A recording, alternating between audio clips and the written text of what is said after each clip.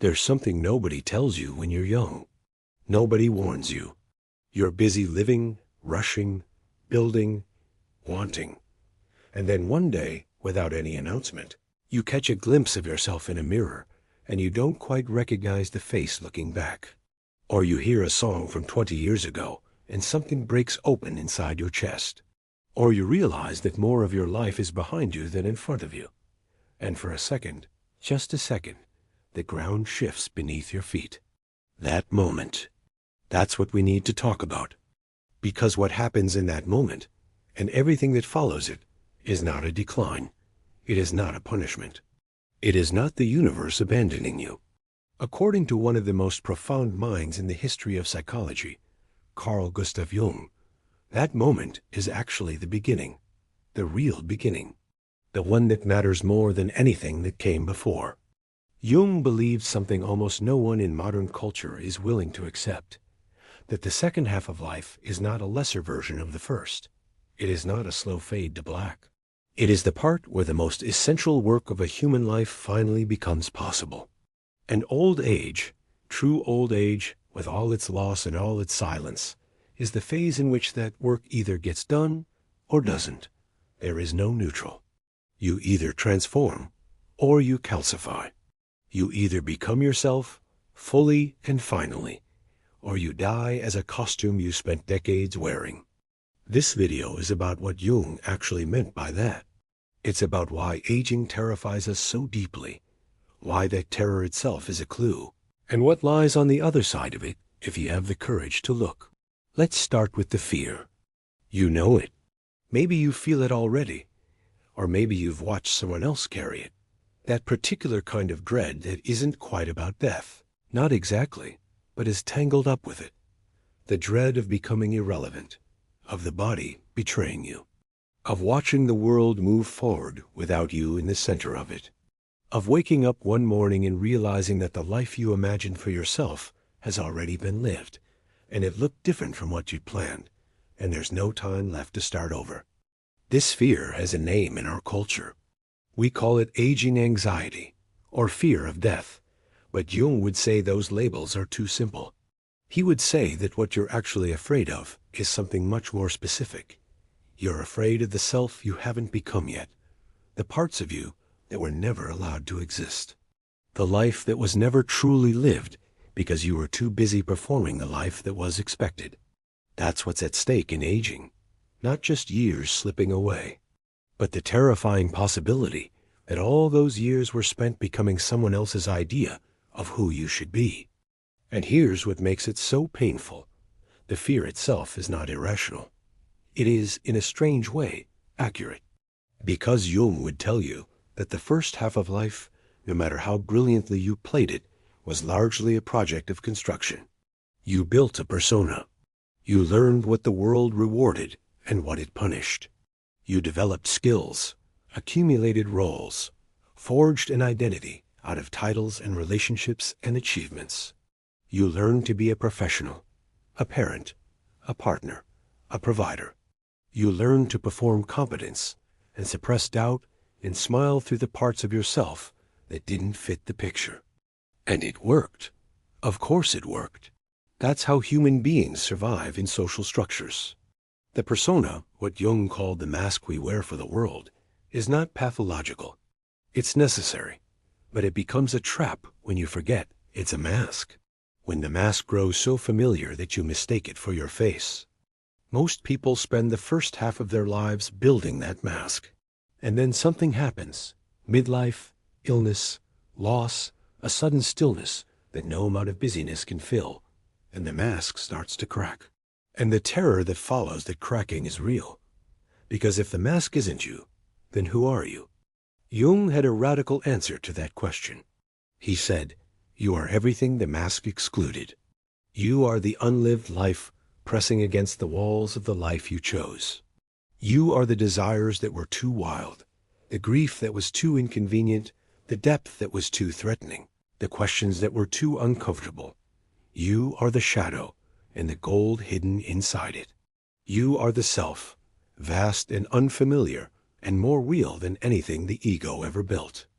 But getting there requires a journey that most people refuse to take. Because it means admitting that the identity you spent decades constructing is not the final truth about you. It means dismantling something you worked incredibly hard to build. And that feels, on every psychological level, like a kind of death. Which is exactly why Jung said that the second half of life must begin with a crisis. Not as a mistake, not as a failure, but as a necessary threshold. He called it the afternoon of life. Not just a metaphor, a genuine philosophical framework. The morning of life, he said, is expansion. You grow outward. You reach toward the world. You establish yourself. You achieve. You accumulate. You position. But the afternoon is different. The energy naturally reverses. Life begins to call you inward. And if you try to keep moving outward, if you keep chasing the goals of the morning into the afternoon, you will end up, Jung said, in a state of profound, confused suffering. A suffering you can't quite name, because it looks like depression, but it isn't. Looks like burnout, but it's deeper. Looks like a problem to be solved, but it's actually a summons to be answered. The summons is to become yourself, finally, completely. Not the self the world needed you to be, but the self that was always waiting underneath. And this process, the most important journey of a human life, does not happen at 20. It cannot. It requires everything that came before it. The failures and the humiliations, the accumulated weight of years, the faces that have aged in mirrors, the relationships that broke in ways that couldn't be repaired, the ambitions that were quietly surrendered, the dreams deferred so long they started to dissolve. All of that, Jung would say, is the raw material. Not waste, material. But before we can understand what that material is for, we need to understand the trap that most people fall into. The trap that keeps them from ever making the journey at all. The trap that is, paradoxically, the very identity they built so carefully. We need to talk about the ego. The ego is not the villain of this story. Let's be clear about that. The ego, your conscious sense of self, your inner narrator, the part of you that knows your name and makes decisions and gets out of bed in the morning, is not the problem. It's essential. Without it, you couldn't function. But the ego has a flaw, a structural flaw built into its very nature. It believes it is the center. It believes it is the whole story. It cannot, by definition, see what lies outside its own borders. And the older you get, the more heavily you've invested in a particular version of yourself, the more rigid and defensive those borders become. So when life begins to shift, when the children leave, when the career ends, when the body starts speaking a different language, when the roles that organized your entire sense of self begin to fall away, the ego panics, because the ego experiences any loss of identity as a threat to survival. And it responds accordingly, with anxiety, with control, with a desperate clinging to what was, with nostalgia elevated to a religion, with a ferocious resistance to the very changes that are trying to complete you. You've seen this. You've seen people age in this direction, becoming harder, more bitter, more fearful, more convinced that the world has gone wrong, that things were better before, that the young don't understand anything, not because these thoughts are entirely false, but because they are powered by something deeper and more personal, the terror of losing a self that was always, at some level, provisional. Jung saw this pattern everywhere, and he called it the great tragedy of the second half of life, not aging itself, but aging without transformation, growing old without growing inward, accumulating years without accumulating depth, dying, in a very real sense, before you actually die, because you stop being willing to let old forms fall away so that something truer could emerge. The ego's grip is the obstacle, but you can't fight the ego directly. That never works. What you can do is understand what it's protecting, why it's afraid, and what would happen if, for just a moment, you stopped defending and started listening.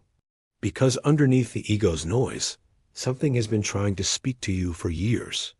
something that doesn't care about your reputation, or your resume, or your retirement plan, something that has been patient and quiet and absolutely persistent.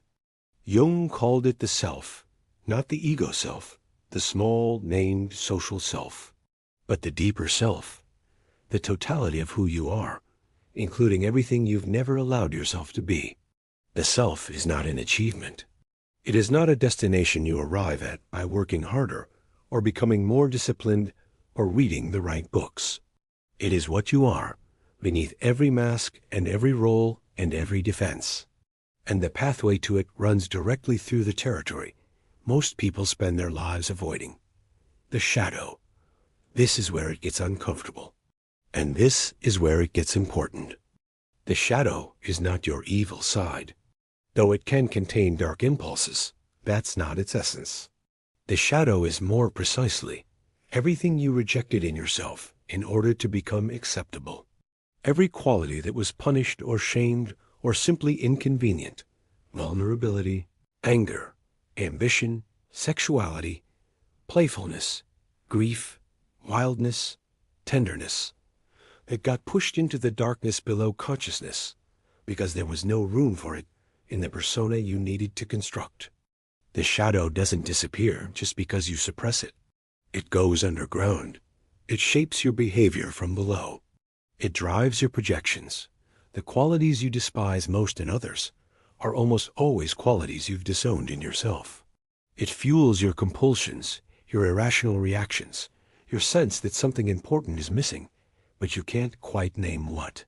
And it waits, patiently, for the moment when the defenses weaken enough that it can finally be seen. That moment, in many lives, is the crisis of midlife, or the shock of serious illness, or the death of someone central, or simply the slow, undeniable accumulation of years until the questions that were easy to outrun in your 30s become impossible to ignore in your 60s. What do you do when the shadow finally rises? That is the question. And the answer, Jung's answer, the one that changes everything, is not to push it back down, not to manage it or medicate it or distract yourself from it, but to turn toward it, to look at it with curiosity rather than terror, to ask, what does this dark part of me know that my conscious mind has been refusing to accept? That turning, that radical willingness to face what you've been avoiding, is where the real work of aging begins. Most of us were taught, implicitly or explicitly, that the work of life is external. Build something, earn something, become someone the world can see and name and respect. The entire structure of modern culture reinforces this belief. Your value is measured in outputs, your salary, your title, your social circle, the size of your house, the success of your children, the number of your followers. The inner life, the dreams, the fears, the grief, the longings, the parts of you that don't fit neatly into productivity, is treated as either a luxury or a liability. Jung turned this completely upside down. For Jung, the inner life is not a sidebar to the real work. It is the real work.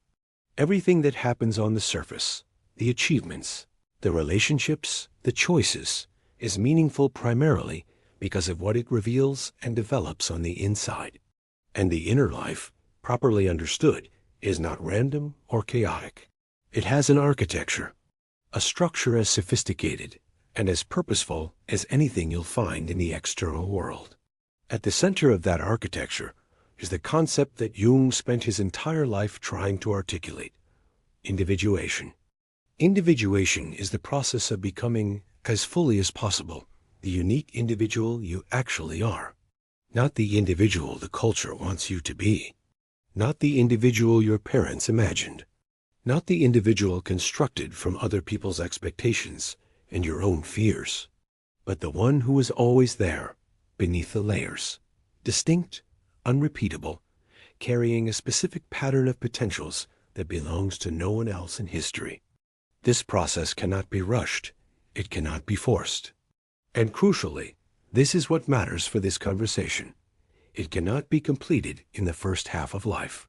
The first half is about differentiation, separating yourself from the undifferentiated mass of possibility and becoming something specific, choosing a path, building a structure, developing certain faculties while necessarily neglecting others.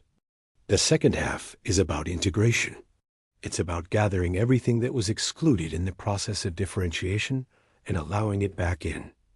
The neglected emotions, the abandoned dreams, the relational capacities that the driven, achievement-focused self never had time to develop, the spiritual depth that was always present but buried under urgency, the capacity for genuine stillness. Integration is harder than differentiation, much harder, because integration requires you to hold contradictions rather than resolve them.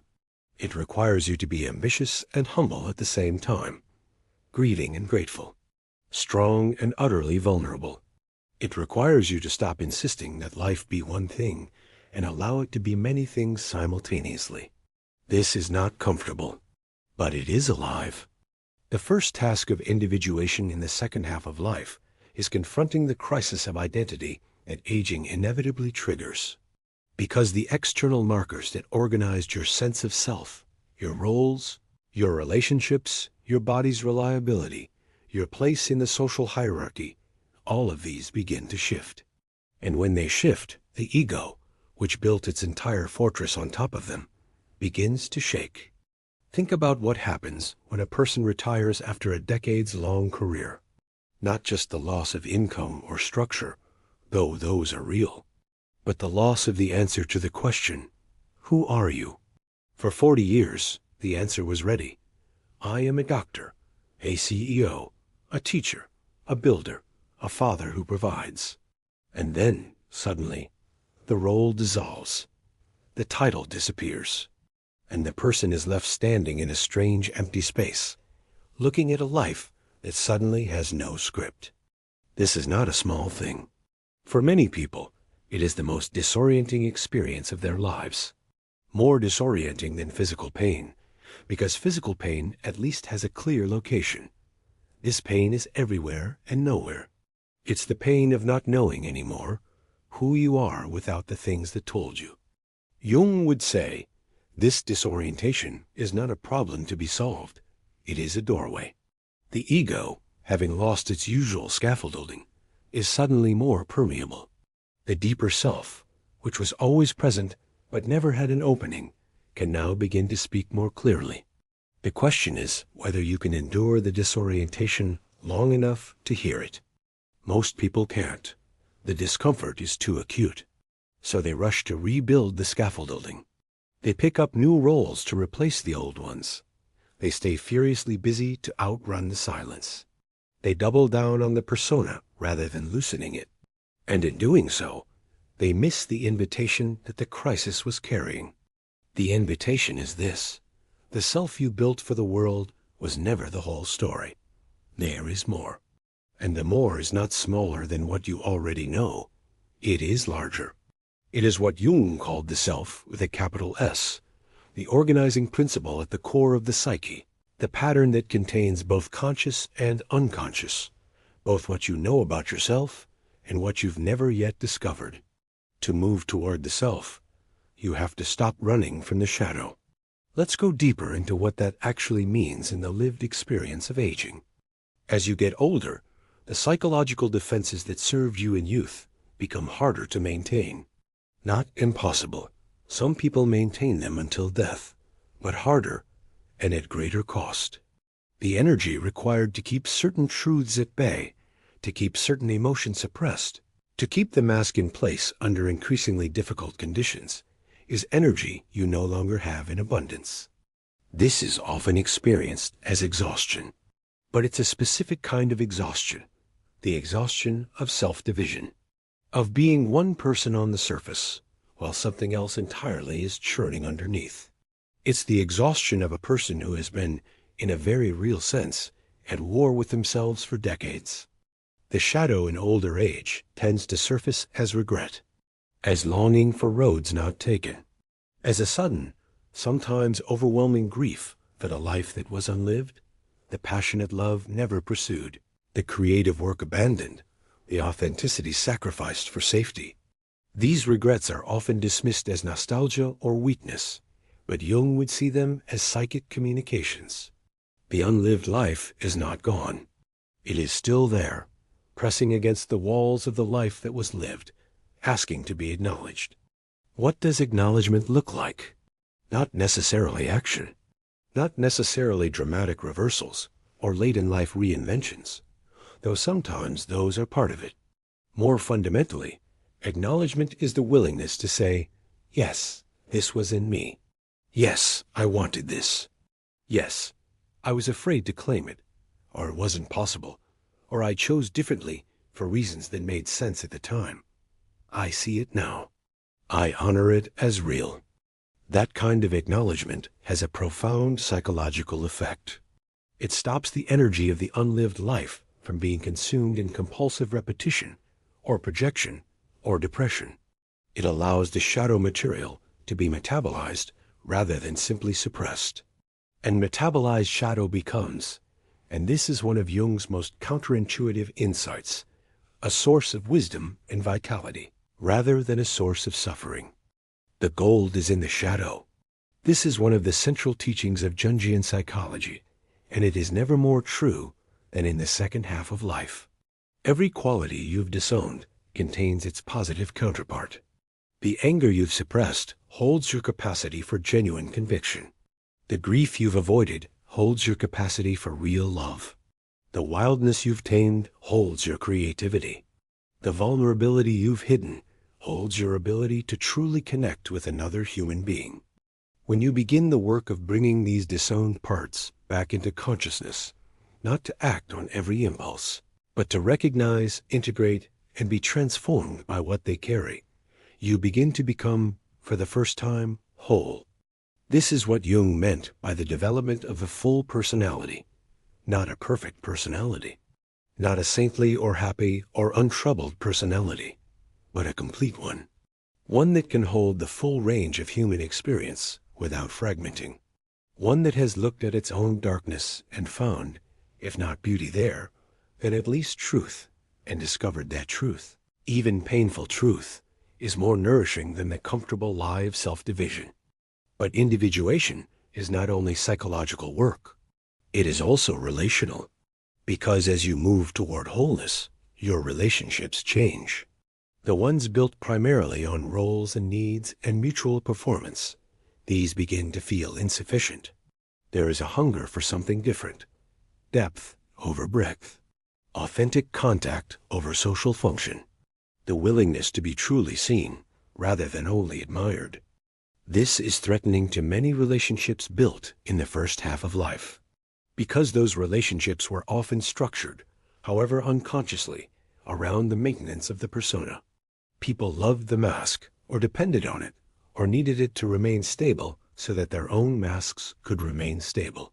When you start removing the mask, or when it starts to dissolve on its own, not everyone around you will welcome what's underneath. This is one of the lonely dimensions of genuine aging. Not loneliness in the simple sense of isolation, but the loneliness of growing into a self that not everyone in your life has room for.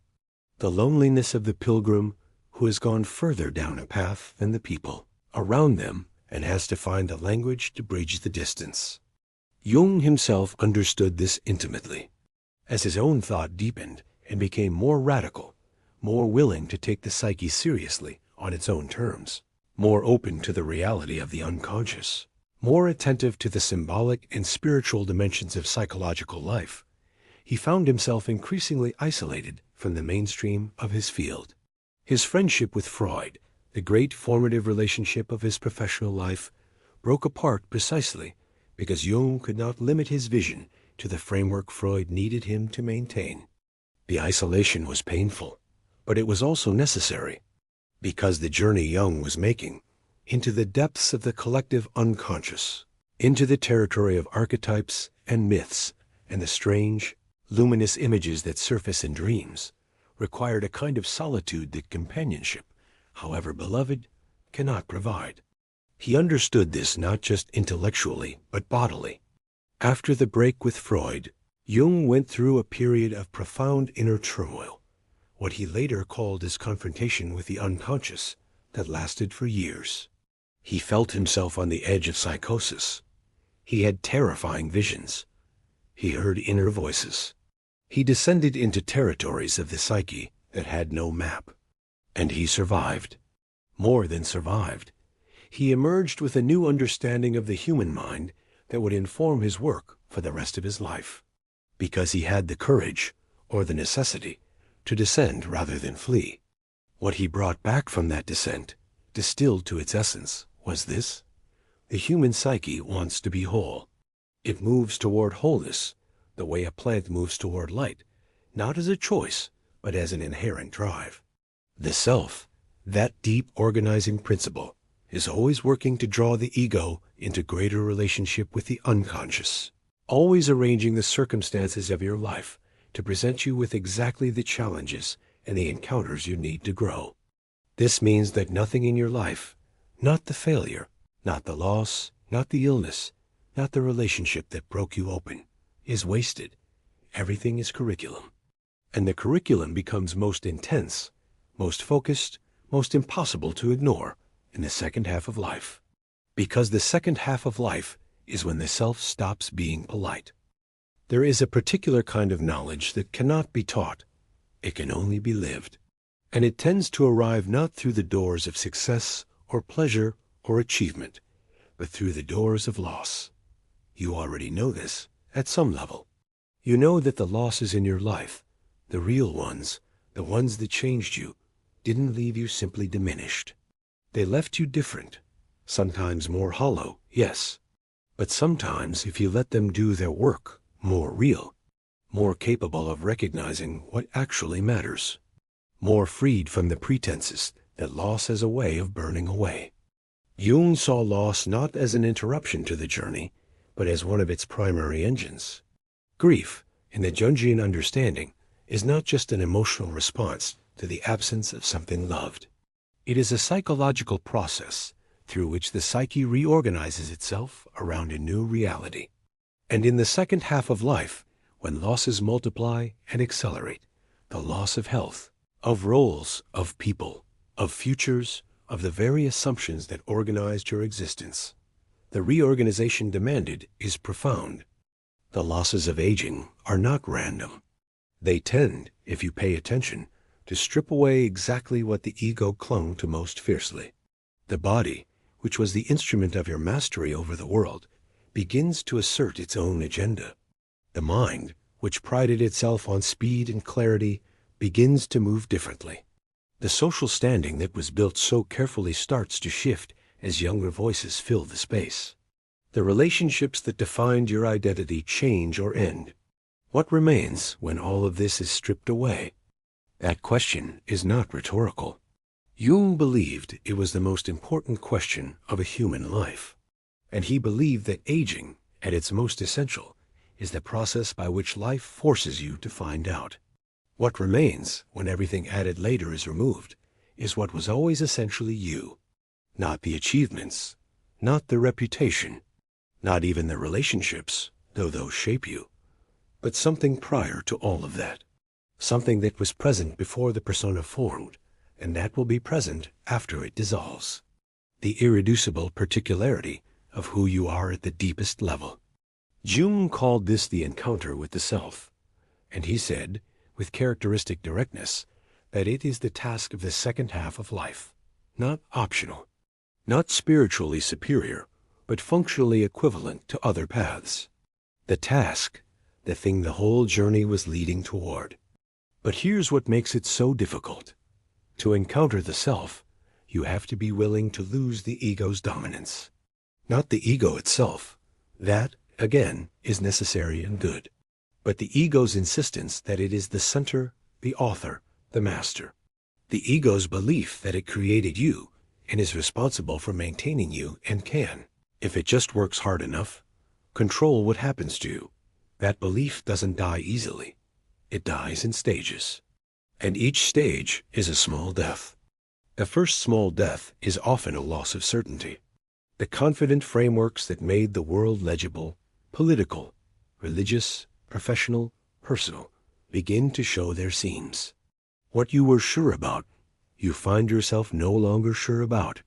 And the discomfort of not knowing, after a lifetime of knowing, is acute. The second small death is a loss of performance. The energy required to maintain a persona, to always be strong, to always be capable, to always project the face that the world expects, begins to exceed what's available. And suddenly, involuntarily, things that were hidden start to show. Tears come at unexpected moments. Fear surfaces in situations where it was previously contained. Tenderness breaks through the armor. For many people, these moments are humiliating.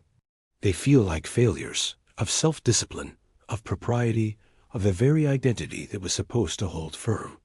But Jung would read them as breakthroughs. The self is not interested in the performance. The self wants the person underneath. The third small death, and perhaps the hardest, is the loss of the future as an escape route. In youth and even in middle age, the future is always there as a consolation.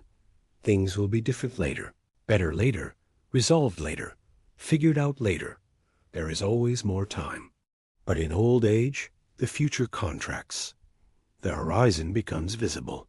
And all the things that were being deferred, the real conversations, the genuine reckoning, the honest accounting of your one and only life, can no longer be pushed forward.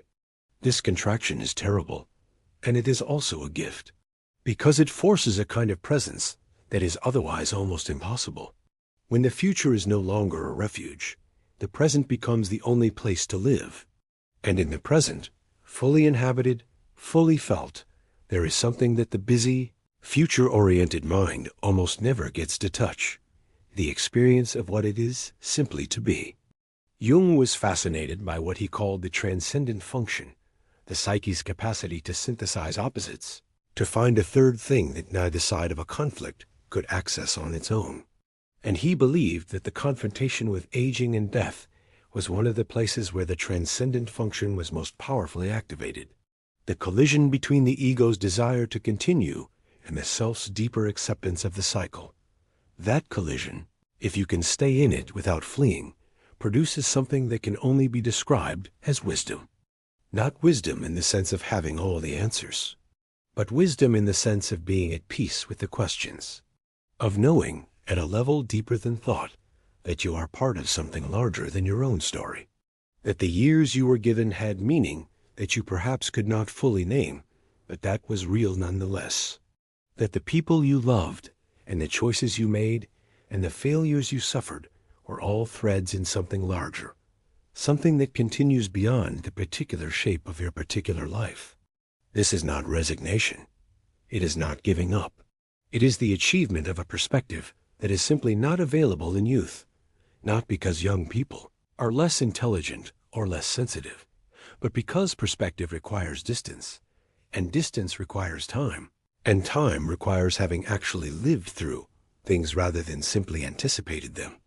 There is a quality that Jung associated with successful aging, successful in the psychological, not the social sense, that he called ripeness. It is hard to define precisely, but you recognize it when you encounter it. The ripeness of someone who has suffered without becoming bitter, who has lost without becoming closed, who has looked honestly at their own darkness and emerged not crushed but deepened, who radiates not despite their age, but because of it, a quality of presence that younger people sometimes find startling, as if they're looking at someone who has been somewhere they haven't yet and brought back something real. That quality is the fruit of individuation, and it can only be grown in the soil of years. The solitude of old age, which is so feared, is, in Jung's framework, one of its greatest gifts. Not enforced isolation, not the loneliness of disconnection, but the kind of solitude that becomes possible when you have finally, after decades of outer engagement, learned to be genuinely alone with yourself without anxiety. This is rare. Most people are uncomfortable with themselves in silence. The inner life, when there is no distraction to fill it, is too loud, too uncomfortable, too full of things the ego would rather not encounter.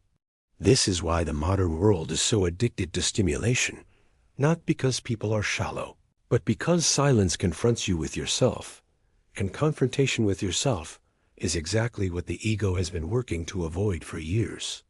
But in old age, when the energy for endless external engagement naturally decreases, when the social world makes its own withdrawals, when the body insists on rest, the inner world becomes more insistent. Dreams become more vivid and more significant. Memories surface that were buried for decades. Images arise that are not personal, but feel ancestral, archetypal, touching something older than the individual life. Jung called this the natural direction of psychic energy in the second half of life, inward.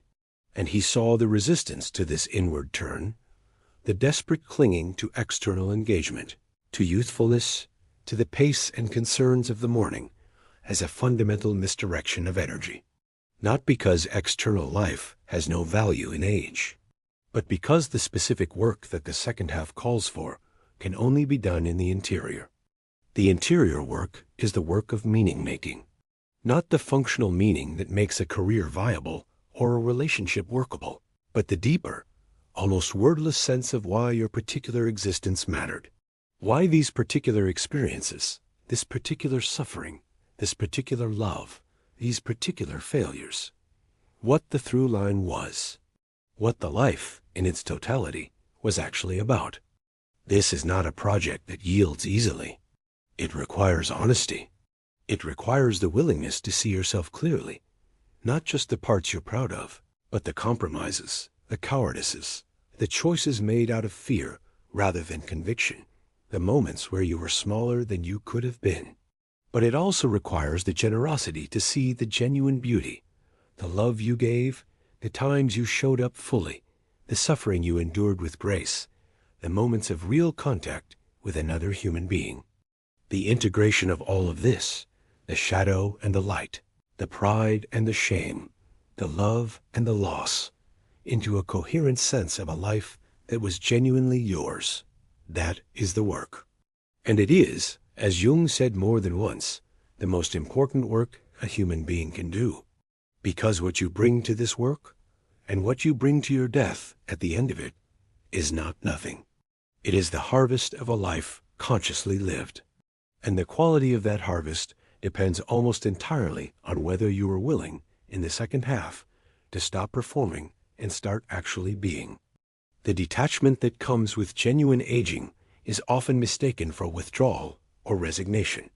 But it is something more precise, the gradual loosening of the ego's grip on outcomes, the increasing capacity to be in the world without needing the world to validate you, to love without needing to possess, to act without needing to control the results, to be present without needing the present to be different from what it is. This detachment, cultivated not through philosophical discipline, but through the lived experience of having lost, over and over, the things that the ego insisted were essential.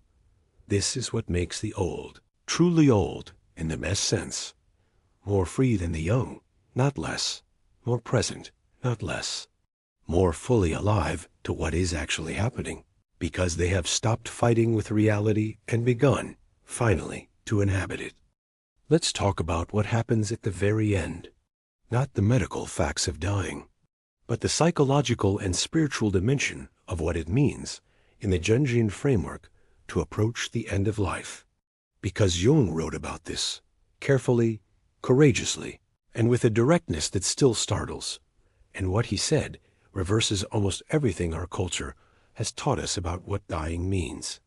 Our culture treats death as a defeat, as the final failure of the body, the ultimate subtraction, the place where meaning ends. Everything about the way we talk about it, the euphemisms we reach for, the distances we maintain, the machinery we deploy to hold it at bay as long as possible, everything signals that death is the enemy, the thing that undoes. Jung disagreed. Not naively. He knew the grief, the loss, the biological reality of it. But he believed that the way you relate to your own death is not a private matter of personal taste or philosophical inclination. It is a psychological question of the first order, and how you face it determines, in a very real sense, the quality of the years leading up to it. He wrote, "As a doctor, I make every effort to strengthen the belief in immortality, especially with older patients, because it seems to me that the psychic preparation for death is of urgent necessity." He was not talking about dogma. He was talking about the psychological need for a relationship with death that is not pure terror. A relationship that allows the end to be experienced as part of a larger arc rather than as a brutal interruption of it. The archetypes that structure human experience, Jung observed, universally involve a cycle: birth, development, decline, and return. The hero goes forth, faces the ordeal, and returns transformed.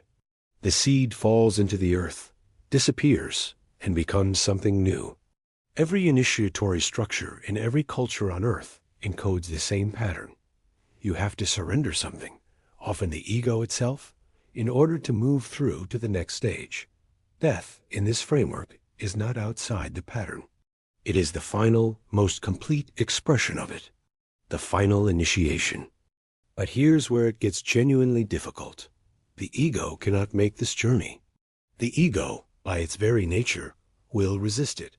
The ego wants to continue. It has always wanted to continue. Its entire existence is organized around continuity, identity, self-persistence. And death is the definitive end of that. This is why Jung said that the work of dying, the psychological work, is the work of learning gradually to loosen the ego's hold. Not to destroy the ego, not to dismiss the legitimate grief and fear that belong to any honest person facing death, but to develop alongside the ego a larger perspective. A perspective from which the end of this particular form is not the end of the story. He talked about this in terms of the archetype of the self, that deep organizing principle that is larger than the ego and that the ego serves. The self, in Jung's understanding, is not purely personal. It participates in something collective, something that extends beyond the individual lifetime. When the ego begins to relate to the self in this way, begins to understand itself as a vessel rather than as the thing contained, then the prospect of the vessel breaking becomes, if not comfortable, then at least intelligible, part of the logic of things. This is not easy to reach. It cannot be reached by thinking. It requires a kind of lived experience that accumulates slowly through genuine engagement with the inner life, through the work with the shadow, through the suffering of losses, through the long practice of solitude and introspection, through the gradual loosening of the ego's insistence that it is the center of the universe. The people who reach this place, who have done the work, who have moved through the stages of individuation with sufficient honesty and courage, do not become indifferent to death. They do not pretend it isn't coming or that it isn't serious, but they often develop, as Jung himself seemed to develop in his final years, a quality of equanimity that is genuinely different from resignation.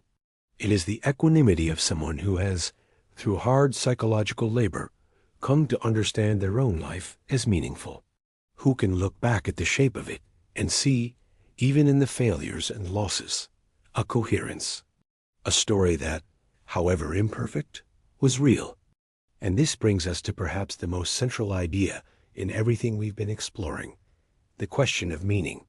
Viktor Frankl, who was deeply influenced by Jung, wrote famously that a human being can endure almost any suffering if they can find a meaning in it. Jung would add something to that. Not only can meaning sustain you through suffering, but the search for meaning, the genuine, honest, relentless search, is itself the psychological activity that most powerfully promotes growth. It is what drives individuation forward. It is what the second half of life is, at its deepest level for. Meaning in youth is often found in the future, in the project, the family, the achievement, the contributions still to be made. But meaning in old age must be found differently. It cannot rely on the future, which is limited. It must be found in the totality, in the past as it is held in memory, in the present as it is actually inhabited, in the depth of relationships that have survived time, in the quality of attention brought to each remaining day. This is a different kind of meaning-making. It requires a willingness to stay with what is, rather than always projecting toward what will be. It requires the development of what contemplative traditions across cultures call presence, the capacity to be fully here, in this moment, without the constant mental migration toward past or future. And here is something extraordinary that Jung observed. When the ego stops dominating, when the persona falls away, when the pressure of social performance is relaxed by age and circumstance, what often emerges is not emptiness, but a quality of presence that is, paradoxically, more vivid and more connected than what was available during the years of full engagement with the world. Old people, truly old people, people who have done the inner work, who have accepted the changes and metabolized the losses and made some kind of peace with their own complexity, often report a quality of aliveness that surprises them, a delight in small things, a depth in ordinary moments, a sense of beauty in places where they once moved too fast to notice it. The setting sun is more beautiful to someone who knows their suns are numbered. The face of a grandchild is more miraculous to someone who has already watched one generation pass. The silence of an early morning is more nourishing to someone who has finally learned to inhabit it. This is not consolation. It is not a silver lining offered to make loss more palatable. It is a genuine psychological phenomenon, observable in people who have done the difficult work of aging consciously. The narrowing of the outer world corresponds to a deepening of the inner one, and the deepening of the inner world makes the outer world, what remains of it, more real, not less. Jung wrote, in one of the most moving passages in all of his work, about the necessity of feeling that your life has had value. Not value measured in the terms of public achievement, but value in the deeper sense, that this life, with its particular joys and sorrows, its specific loves and losses, its unrepeatable constellation of experiences, that this life meant something, that it was not simply consumed by time, but was, in some essential way, real. He believed that achieving this feeling was not passive. It was not simply a gift granted to the lucky. It was the fruit of work, the work of introspection, the work of honest self-encounter, the work of relationship with the shadow and with the self, the work of tolerating the dark and learning slowly to trust the pattern. That work never stops while you're alive. This is also what Jung believed. There is no point at which individuation is complete, no final achievement of wholeness that you can rest inside forever. The self keeps moving. The unconscious keeps producing new material. Life keeps offering new initiations, new losses, new invitations to grow. Even the process of dying itself, Jung suggested, is a phase of the process, not an interruption of it. The final loosening of the ego's grip, the final surrender to something larger than personal continuity, the final opening of the self to what lies beyond the frame of individual life. All of this can be, and in the lives of those who have prepared, often is, a genuine completion rather than simply a termination. He spoke about this with an unusual lack of defensiveness for a man trained in empirical science. He acknowledged that he could not know what lies beyond death. He was scrupulous about that. But he observed that the psyche itself, in its symbols, in its dreams, in the universal mythology of every culture on earth, consistently imagines continuity beyond death rather than simple cessation. And he thought this psychic fact was worth taking seriously, not as proof, but as evidence that the human psyche is oriented, at its deepest level, towards something that does not simply end. Whether or not that orientation corresponds to any literal truth, it has psychological consequences that are entirely real. The person who can relate to their death as a transition, even if they cannot be certain what transition means, moves through the final stages of life with a freedom that is simply not available to the person for whom death is only an abyss. And this freedom, the freedom of the person who has done the inner work, who has become, as much as any human being can, themselves, is not diminished by the proximity of death. In some accounts, it is intensified by it, because there is nothing left to protect, no more masks necessary, no more performance required, only the bare, irreducible fact of having been alive, and the strange, inexplicable richness of that fact. Jung himself, in his final years, was reported by those who knew him to have achieved exactly this quality. He was not serene in any bland or uncomplicated sense. He remained passionate, curious, sometimes difficult, fully himself. But there was a quality of settledness in him, of having arrived somewhere real, of being, in the most fundamental sense, at home in himself. This is what he had worked for over a lifetime. Not the theoretical framework, not the honors and the recognition, not even the clinical insights that helped so many people find their way, but the thing itself, the experience of genuine individuation, of having become, to the greatest extent possible, the particular human being he actually was. And that, in the end, is what he was pointing toward for all of us. Not a doctrine, not a method to be followed, but a direction, inward, a task, becoming yourself, a timeline, now, always now, but especially in the years when the outer world is contracting and the inner world is asking, with increasing urgency, to be taken seriously. The last transformation is not death.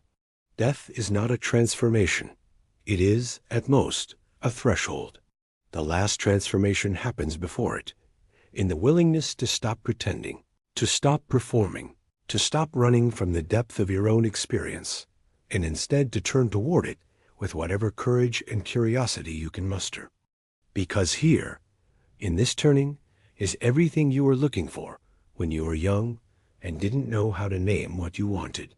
Not the achievement, not the recognition, not the love that was always contingent on your performance, but the feeling of being real, of being genuinely, fully, finally yourself. That is what old age makes possible. Not guaranteed. Nothing in this life is guaranteed, but possible. More possible, in fact, than at any earlier stage. Because by the time you have lived enough, suffered enough, loved enough, and lost enough, the raw material for that transformation is not absent. It is everywhere. It is in every scar, every regret, every memory, every moment of beauty that caught you off guard and broke you open. The only question is whether you will use it, whether you will turn toward the interior journey with the same energy you once brought to the exterior one, whether you will allow the losses to teach you rather than simply diminishing you, whether you will find, in the contraction of the outer life, the extraordinary expansion of the inner one. Jung believed you would. Not blindly. He knew how difficult this was, and how many people turned away from it. But he believed that the psyche itself was on your side, that the same force that drives the seed through the soil, that pulls the tide back from the shore, that moves the great mythological heroes through their darkest passages and out the other side, that same force is operating in you, in your losses, in your aging, in the slow, necessary dissolution of everything that was provisional in the self you built. What remains after the dissolution is the real thing. What remains is you. Not you as you imagined yourself, or as others defined you, or as the world needed you to be, but you as you actually are, particular, imperfect, irreplaceable, and complete. A life that happened, a consciousness that burned here briefly against the infinite dark, a pattern that will not be repeated anywhere in the history of the universe. That is not nothing. In fact, it may be the only thing. And coming to know it truly, finally, without defense or performance or pretense, that is what Jung called the last and most important transformation, the one the whole life was preparing you for.